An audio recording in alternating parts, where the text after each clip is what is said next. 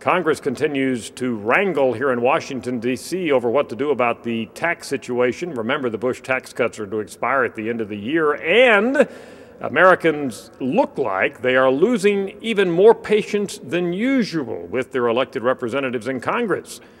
I say this because we have now reached an all-time low in Congress job approval.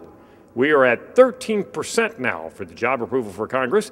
That's 1 point below the previous low, which was 14%, reached back in July of 2008.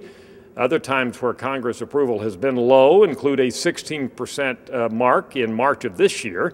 Go all the way back to 1992 when George H.W. Bush was president. Congress approval was 18%. And then you go back in time to June of 1979, we had Congress approval also in the teens at 19%.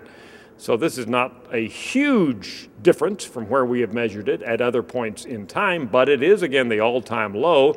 And right now, Americans are in one of those times in U.S. history when they simply are not at all positive with what their representatives are doing here in Washington. By the way, the highest Congress approval in Gallup's history was in the 80% range, and that came right after 9/11 in the fall of 2001.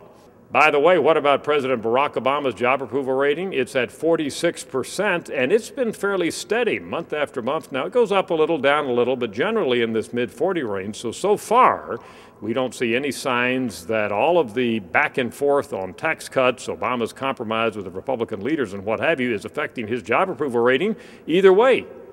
And I can point out that that 46% is quite a bit higher than the 13% job approval rating, as noted, that the U.S. Congress is getting at this point in time. I'm Dr. Frank Newport, Gallup's Editor-in-Chief.